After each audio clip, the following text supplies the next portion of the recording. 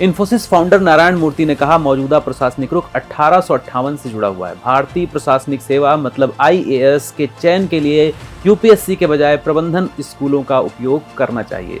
सरदार वल्लभ भाई पटेल ने कभी आईएएस को कहा था देश का बैकबोन और स्टील फ्रेम। उन्हीं आईएएस को इन्फोसिस फाउंडर नारायण मूर्ति मैनेजमेंट छात्रों से रिप्लेस करना चाहते हैं। $100 बिलियन से ज्यादा नेटवर्थ वाली कंपनी इन्फोसिस के मालिक नारायण मूर्ति की इस बात से इनकार तो नहीं किया जा सकता कि भारत की सबसे बड़ी सेवा आईएएस में खामियां मौजूद हैं। आईएएस अधिकारियों के साथ उद्योग जगत का अनुभव अच्छा नहीं है। Hong Kong based political and economic risk consultancy ने भी भारतीय नौकरशाही को एशिया की वर्स्ट ब्यूरोक्रेसी कहा था।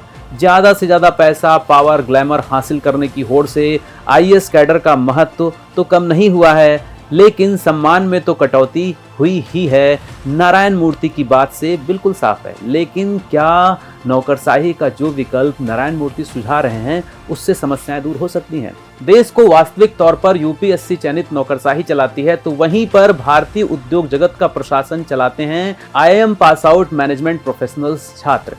वर्तमान में 21 इंडियन इंस्टीट्यूट ऑफ मैनेजमेंट हैं। ये भारत के सर्वोत्तम प्रबंधन संस्थान हैं। प्रबंधन की शिक्षा, अनुसंधान, सलाह का कार्य करते हैं। प्रबंधन में एमबीए के इक्विवेलेंट पोस्ट ग्रेजुएट डिप्लोमा प्रदान करते हैं। आईआईएम में प्रवेश होता है कैट मतलब कॉमन एडमिशन टेस्ट परीक्षा के आधार पर। यह दुनिया की टफेस्ट परीक्षाओं में से एक है। सवाल है कि अगर नौकरशाही भ्रष्ट है, सामंती सोच और गुरूर से भरी है, तो बिजनेस माइंडेड लोग जो सिर्फ प्रॉफिट एंड लॉस के अप्रोच से चलते हैं, क्या उनको देश की बागडोर सौंपी जा सकती है? क्या बिजनेस ऑर्गेनाइजेशंस भारत में शोषण और मुनाफाखोरी का पर्याय नहीं है? दरअसल नौकरशाही राजनीति और इसी उद्योग जगत के गठजोड़ ने ही भारतीय राज्य की वेलफेयर स्टेट अप्रोच को कुंद करके रख दिया है।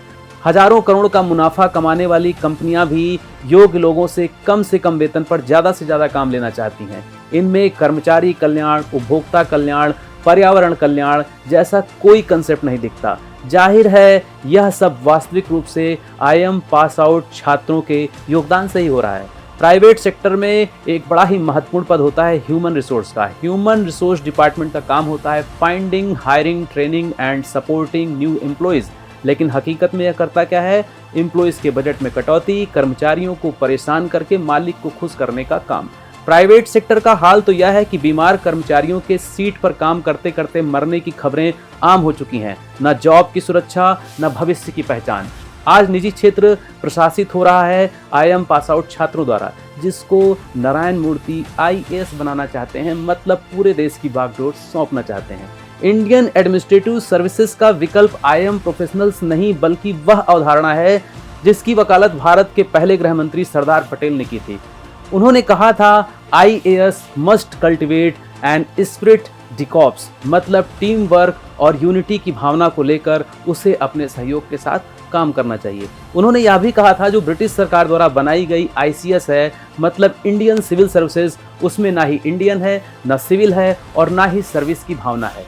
उन्होंने इन कमियों को दूर करने की वकालत की थी। कहा था a new generation of civil servants will not be misled by the black sheep in the fold, but would render service without fear and favor and without any expectation of extraneous rewards। क्या 75 साल बाद भी सरदार पटेल की कही गई बातों को नौकरशाही में लागू किया जा सका है? अगर हाँ, तो किसी बदलाव की जरूरत नहीं। अगर नहीं, तो अगर आप आईआईएम पास आउट छात्र को भी आईएएस बना देंगे तो भी वह वजहें बनी रहेंगी जिसकी वजह से नारायण मूर्ति आईएएस लॉबी से नाराज हैं। वह वजह बनी रहेगी जिसकी वजह से नौकरशाही, भारतीय नौकरशाही दुनिया की सबसे खराब नौकरशाही में शुमार है।